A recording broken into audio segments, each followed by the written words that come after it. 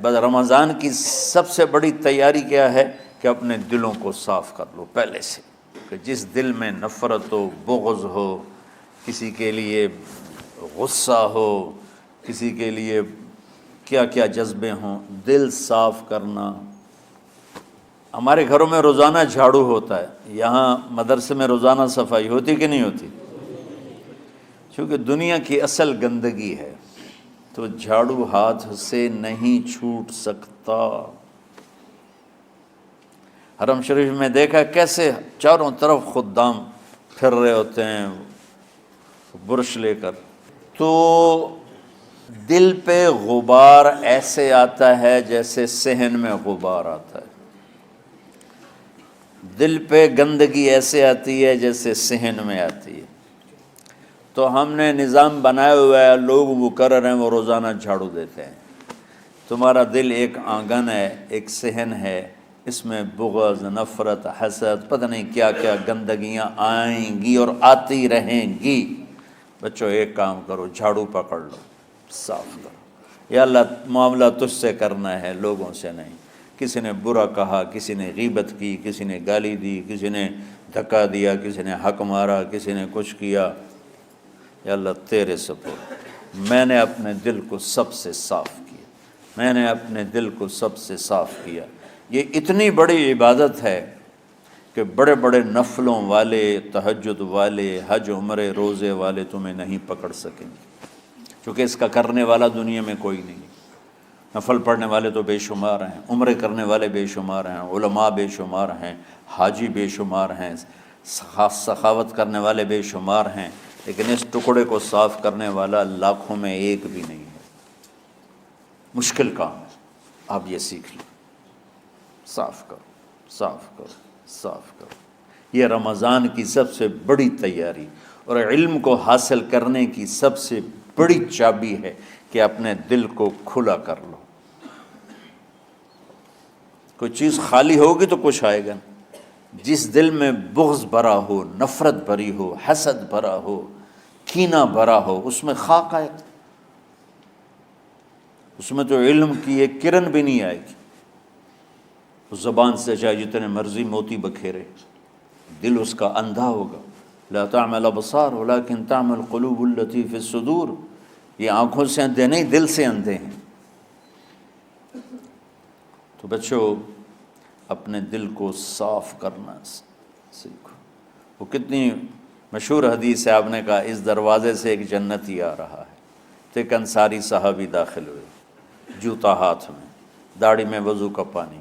اگلے دن اس دروازے سے ایک جنتی آ رہا ہے، تو ایک صحابی آئے، ہاتھ میں جوتا، داڑھی میں وضو کا پانی، وہی صحابی۔ اگلے دن اس دروازے سے ایک جنتی آ رہا ہے، تو وہی صحابی 3 دن جنت کی بشارت لی انہوں نے۔ اس صحابہ کی جماعت میں ایک شخص ہیں جن کا نام ہے عبداللہ بن عمرو بن عاص۔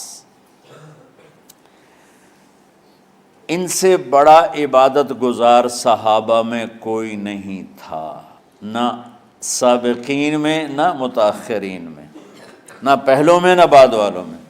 ان کی عبادت کیا تھی؟ ساری رات جاگنا، سارے دن کا روزہ، اور ایک ختم قرآن صبح سے شام تک۔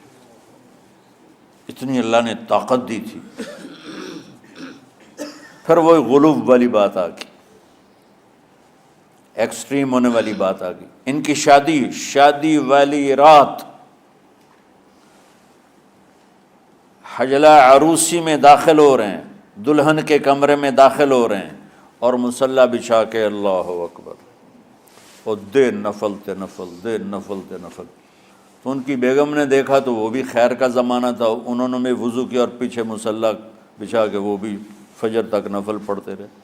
صبح ہوئی تو حضرت عمرو بن عاص رضی اللہ عنہ نے پوچھا، بیٹی رات کیسی گزری؟ کہا جی ماشاءاللہ آپ کے بیٹے تو بڑے عبادت گزار ہیں، ساری رات نفلوں میں ہی گزری۔ تو وہ ان کو شکایت کر دی۔ حضرت عمرو بن عاص کو اتنا غصہ چڑھا، وہ بیٹے کو تو کچھ نہیں کہا، کتنی حکمت کی بات ہے، سیدھے گئے اللہ کے نبی کے پاس، یا رسول اللہ یہ عبداللہ دیکھیں کیسا نادان ہے، اس کی شادی کی ساری رات نفل پڑھتا رہا۔ تو آپ کہتے ہیں ماشاء اللہ کتنی بڑی بات ہے، نفلوں میں گزر گئی، رات بھی نفلوں میں گزر گئی۔ تو آپ نے حضرت عبداللہ بن عمر کو بلا کے ڈانٹا کہ تو نے مہینے میں 3 دن روزے رکھنے ہیں، بس اس سے زیادہ نہیں رکھنے، اور ہفتے میں 1 قرآن ختم کرنا ہے۔ کہا یا رسول اللہ میرے اندر طاقت زیادہ ہے۔ پھر اچھا 15 دن روزے رکھنے، کہ نہیں میرے اندر طاقت زیادہ ہے۔ آپ اس کو تھوڑا تھوڑا کر کے گھٹاتے رہے، اور وہ ہر دفعہ نہیں یا رسول اللہ میرے اندر طاقت زیادہ ہے۔ تو آخر میں آپ نے کہا اچھا چلو 100 میں داؤدی پہ آ جاؤ، 1 دن روزہ رکھو، 1 دن افطار کرو، اور 3 دن سے پہلے قرآن ختم نہیں کرنا۔ تو آپ نے اس کو پیچھے کیا۔ یہ بیٹھے تھے اس محفل میں، ان کے دل میں آیا کیا یہ بزرگ مجھ سے زیادہ عبادت کرتا؟ رات میں ساری جاگتا ہوں، دن روزہ رکھتا ہوں، 1 ختم کرتا ہوں، تو جنت کی بشارت تو مجھے ملنی چاہیے تھی، ان کو کیسے مل رہی؟ یہ کسی کتاب میں نہیں لکھا کہ یہ ان کا جذبہ تھا، لیکن جو کہ میں ان کی سیرت کو جانتا ہوں تو مجھے خیال آتا ہے کہ ان کی نفسیات میں یہ بات آئی ہوگی، چونکہ صرف انہی کو خیال آیا کہ میں جا کے دیکھتا ہوں کہ یہ بزرگ کیا کرتے ہیں۔ تو ان کے پاس پہنچ گئے، چاچا، ذرا وہ ادھیڑ عمر تھے، چاچا وہ میرے ابا تھوڑے ناراض ہیں، تو کچھ دن آپ کے پاس گزارنا کا، بیٹا بسم اللہ آ جاؤ۔ اب رات ہوتے ہی عشاء کی نماز پڑھ کے انہوں نے جلدی سے چادر اوپر لی اور یوں سراغ کر کے ان چاچے کو دیکھنے لگے ایسے کر کہ اب یہ کیا ساری رات سجدہ کرے گا، اور ساری رات روتے روتے روتے روتے مصلی گیلا ہو جائے گا، یا ساری رات رکوع کرے گا، ساری رات قیام کرے گا، ساری رات قرآن پڑھے گا، اس تصور سے یوں دیکھ رہے۔ اور وہ بزرگ صحابی تشریف لائے، سرانے پہ سر رکھا، اللہم بسمک اموت و احیا، ہو گئے۔ اب یہ دیکھ رہے ہیں ابھی اٹھیں گے، ابھی اٹھیں گے، ابھی اٹھیں گے، اٹھے نا، فجر کی اذان پہ اٹھے۔ اب یہ تو حیران پریشان ہو گئے کہ یہ کیا ہو؟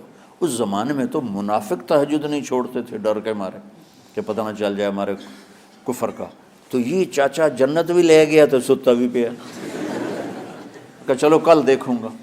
اگلی رات پھر چادر سر پہ کر کے اور یوں سراغ کر کے لیٹے ہوئے اور دیکھ رہے۔ چاچا پھر تشریف لے اور سرانے پہ سر رکھا، اللہم بسمک اموت و احیا، ہو گئے۔ فجر کی اذان پہ اٹھے، یہ اور پریشان ہو گئے کہ میرا نبی کا فرمان تو سچا ہے، اس میں تو شک بھی کفر ہے، لیکن عمل کیا ہے جس پر اس کو جنت کی بشارت ملی؟ 2 رکعت نفل بھی نہیں۔ اور آج کے دور میں تم میں سے ماشاءاللہ اکثر بچے تہجد پڑھتے ہیں کہ 1 رات اور دیکھوں گا، تیسری رات اللہم بسمک اموت و احیا، ہو گئی ساری رات۔ تو تیسری رات پھٹ پڑے عبداللہ بن عمر، کہنے گے چاچا میری ابا سے کوئی لڑائی نہیں تھی، 3 دن میں تیرے بارے میں سنتا رہا، جنتی جنتی جنتی، میں دیکھنے آیا تھا کہ آپ کیا کرتے ہیں، آپ تو کچھ بھی نہیں کرتے ہو، ساری رات سوتے رہتے ہو، اب کیا کرتے ہو؟ انہوں نے کہا بیٹا یہی ہے جو تم نے دیکھا ہے۔ اب ان کو سمجھ میں نہیں آ رہا کہ یہ جوڑ کیسے بٹھاؤں، ادھر جنت کی بشارت، ادھر ساری رات خراٹے، اب یہ اس میں جوڑ کیسے بٹھاؤں، کیونکہ نبی کی بات تو غلط ہو نہیں سکتی۔ تو اب وہ نا ایسے نا بڑے بے دل سے ہو کر واپس مڑے، پتہ نہیں کی چکر ہوئے گی کوئی گل۔ جب وہ دروازے تک پہنچے تو کہنے لگے بیٹا ادھر آنا، واپس آ گئے۔ کہا میں تمہیں اصل راز کی بات بتاتا ہوں۔ کہا کیا ہے کیا ہے؟ تو یہاں ہاتھ رکھا، کہا یہ جو دل ہے نا اس میں کسی انسان کی نفرت نہیں۔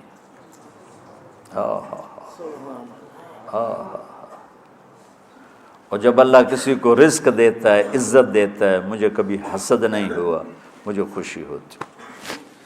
تو عبداللہ بن عمر نے کہنا تھا ہاں یہ بات ہے، نہیں، ان کا ہاذا ہوا، اچھل کے کہنے لگے ہاذا ہوا، ہاں ہاں ہاں ہاں یہی ہے یہی ہے یہی ہے۔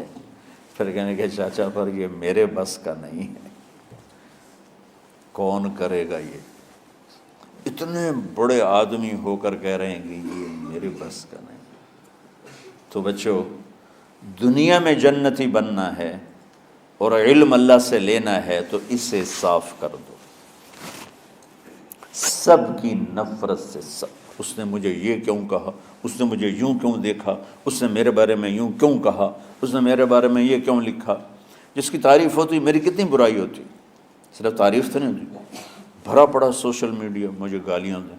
اللہ کے فضل سے میرے دل میں ایک ذرے کے برابر کبھی کوئی منفی جذبہ نہیں آیا، آئے تو میں دھو کے صاف کر دیتا ہوں، یا اللہ میں نے اپنے دل کو صاف کیا، میرا معاملہ تیرے ساتھ ہے، کسی کے ساتھ نہیں۔ یہی آپ رمضان کی سب سے بڑی تیاری، علم کے حاصل کرنے کا سب سے بڑا ہتھیار آپ کو یہ نہیں ہے کہ تمہیں کتابیں یاد ہو جائیں، تمہیں اشعار یاد ہو جائیں۔ تو ساری امت سے کہتا ہوں رمضان کا استقبال کرو دلوں کو صاف کر کے، نفرتوں کو مٹا کے، مذہبی نفرت، دنیاوی نفرت، رشتوں کی نفرت، بول چال کی نفرت، سیاست کی نفرت، لین دین کی نفرت، ان سب سے اپنے دل کو صاف کرو تاکہ رمضان میں اللہ نے علم اتارا، اللہ تعالیٰ آپ کو علم عطا فرمائے، اور باقی لوگ جو عام دنیا میں زندگی گزار رہے ہیں ان کے دلوں میں اللہ رمضان کا نور اتارے اور ہدایت کا نور اتارے۔ یہ سب سے بڑی تیاری ہے اس کی۔